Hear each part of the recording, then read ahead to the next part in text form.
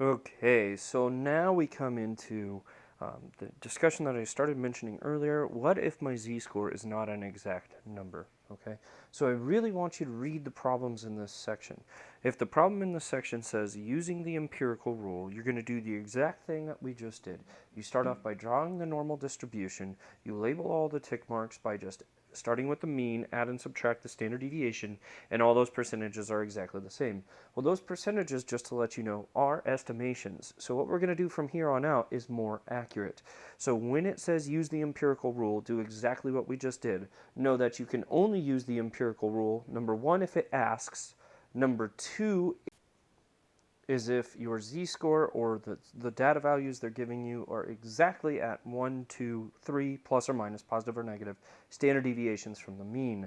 So what we're going to get into is reminding ourselves, how do you find a z-score, and what would you do to find the area or the amount, the quantity that's between different values that are not a z-score of plus or minus 1, 2, or 3.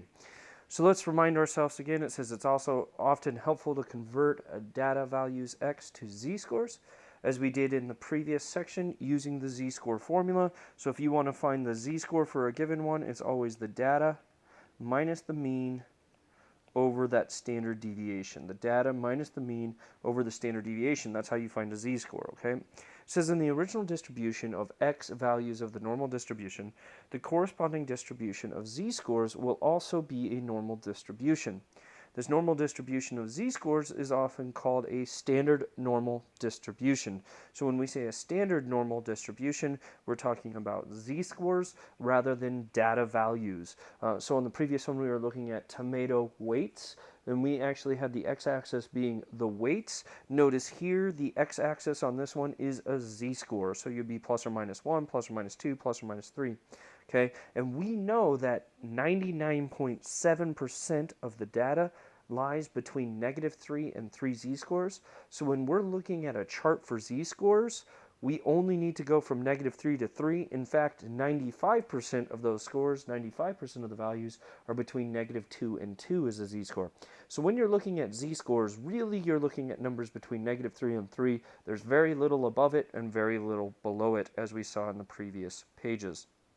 All right, so it says the standard normal distribution. The standard normal distribution is a normal distribution that has a mean of 0 and a standard deviation of 1. So why would the mean be 0? Isn't a mean whatever it is for the data set? And the answer is no, here the mean is 0, meaning the z-score for the mean is 0. Remember, a z-score is how far is it away from the mean.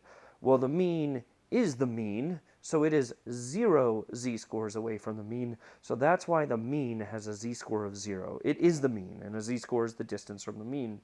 So you would mark the mean with a z-score of 0, and then you would mark the first tick mark to the right as a 1, then a 2, then a 3. To the left, it would be a -1, a -2, a -3. Okay? It says, take note in table 1310, the entries below A give the area under the standard curve from 0 to the z value as listed left of the value A. The A values have been rounded to the nearest thousandth. So what we're going to do is look on the next page at a massive table. This table is going to give you the z-score, and for the given z-score, it gives you the area to the left. So what's the area below it? It's going to be written as a decimal to a thousandth. So again, if you want to convert it to a percentage, you're going to multiply each one of those numbers times 100, or just simply move the decimal to the right 2.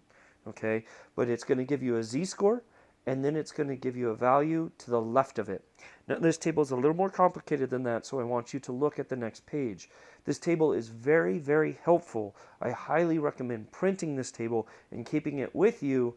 In fact, you can use that table when you're doing your notes, but when you do the homework problems and quiz problems, it'll pull up the portion of the table that you need so you can see it from there.